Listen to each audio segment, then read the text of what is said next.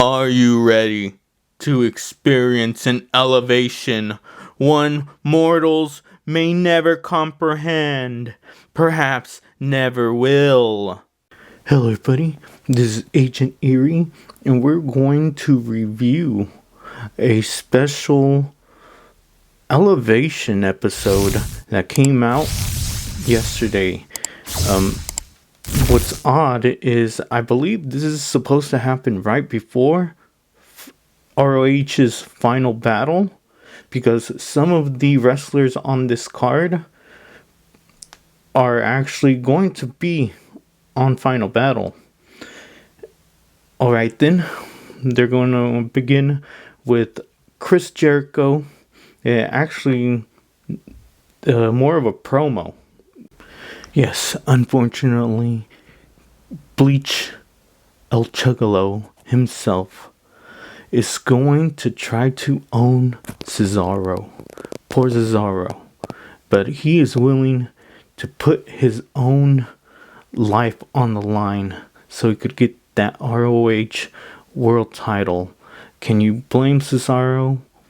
I don't know. I think he's a little, crazy for doing this. But, he's a dedicated wrestler. He's not a sports entertainer. So the Kingdom is going to take on Sal Muscat and Antivalu Bennett, Matt Taven, someone at least I could respect, and they're accompanied by Maria Kanellis. Now, I know what you guys are saying. You guys are saying, isn't she known as Maria Bennett? And I would call you an idiot. Because, no, she should be Maria Kanellis. She could keep her last name. If not, I could have Billy Simpleton here, and he could school you on why she should keep her last name. They're going to face Antivalu and his partner. Beginning of the match, Valu is actually not getting involved. I don't know. I guess Matt Taven scares him or something like that. He lets Muscat go in. They have a match for probably about a minute, and then they finish it with some maneuver. I don't know what you'd call this. You'd call this the crash test dummy. That's what I would call it. The way, he's being driven on horseback. I don't know, piggyback. Is that what you'd call this? And then he gets kicked by Matt Taven. This Bennett fellow, he wins. He pins this guy, unfortunately. And, I'm already hating this guy just by his smug little expression that he gives. I hate this guy. I hope the worst for him.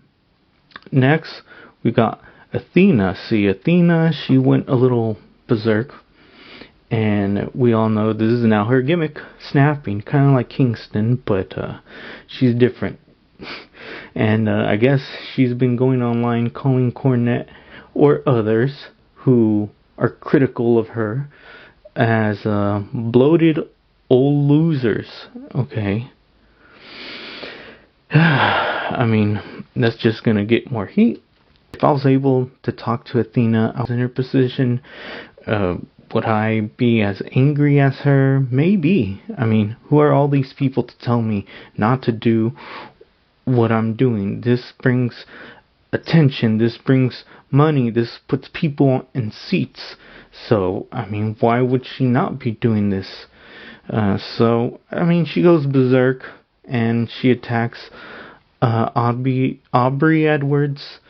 And I guess Mercedes Martinez, she comes out, she's like, hey, I've trained this girl, and I'm ready to face her tonight at Final Battle.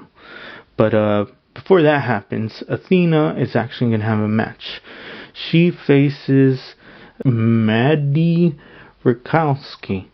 I feel bad for this girl, and I don't understand her fashion style. I know many of you are probably thinking to yourself, who are you to be critical? But, basically, Athena looks Like, in the image you can see, she'd basically call this lady Dusty. I mean, I don't get her outfit. What, can you not afford your full tights? Is that why you got those holes? Those aren't fishnets. That was the original suit. It's just she couldn't afford it. But hey, what can you do? Sorry, you're going to be food for Athena. Athena, of course, is aggressive as always and shows no mercy. She then hits her with, I don't know what you'd call it, the fisherman's DDT, fisherman's buster. Then she gives her a crossface. Athena, of course, laughs. And even after this poor girl Maddie taps out, she continues and just wrenches it back. Probably gonna give her a fracture in her spine. But hey, Athena doesn't care. She continues on even after she gets up and just keeps hitting her, throws her outside of the ring, beats her up. Santa Claus and Mrs. Claus, of course, they're not big fans of this. She's gonna get coals in her stocking this season.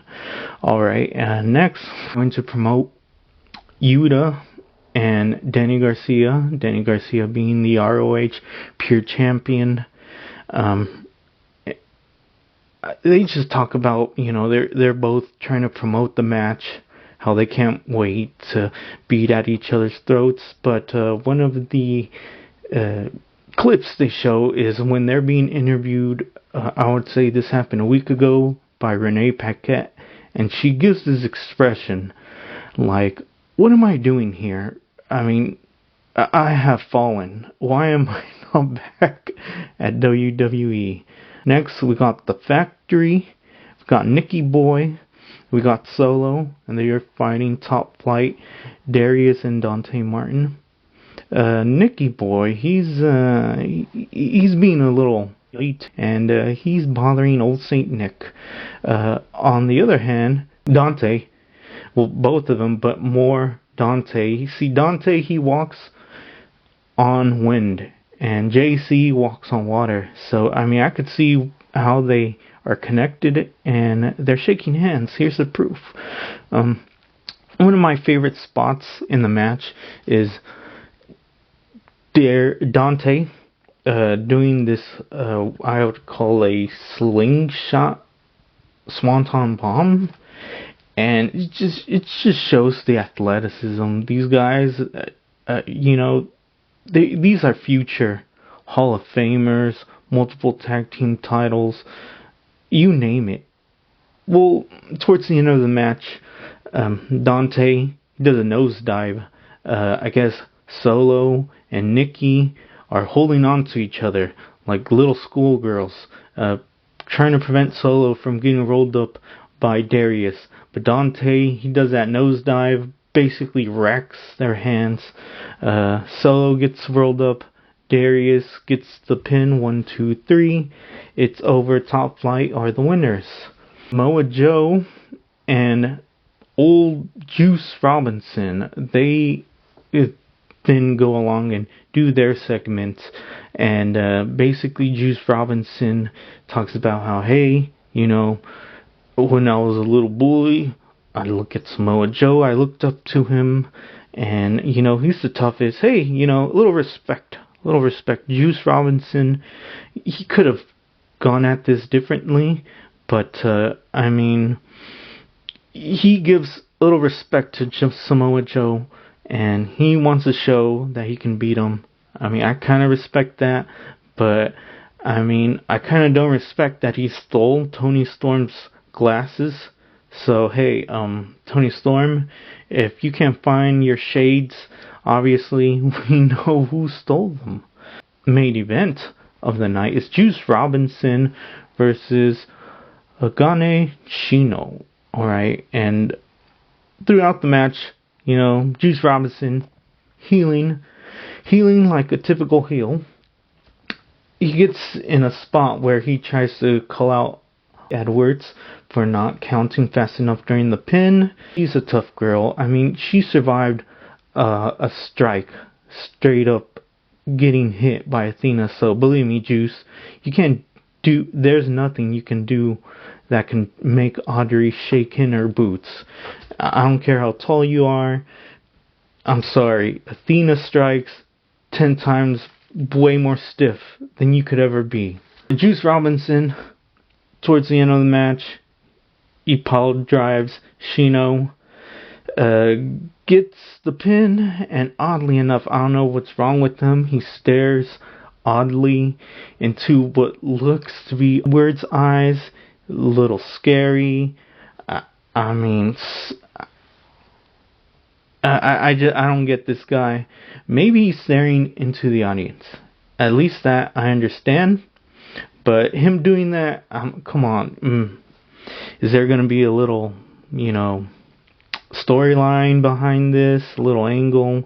Who knows? This is AEW. Tony Khan, hopefully you are smart enough to do something with this. But hey, Juice, we already have a stalker. His name is Bow Wow. Okay? Yeah, I don't know what's wrong with you. Stop copying him. Stop being a creep. There's already a perv too. His name is Swervy Perv. Okay? He's in Swerve in Our Perversity. Okay? Or as other people call it, Swerve in Our Glory. Alright then, people. I hope you have a good one. I hope you like my review. Share, like, subscribe, comment. Tell everybody how great I am. If you hate me though, you can meet me in the comment section and we could deal with this. People, you have a good one. And to all my haters, like always, cry yourself to sleep.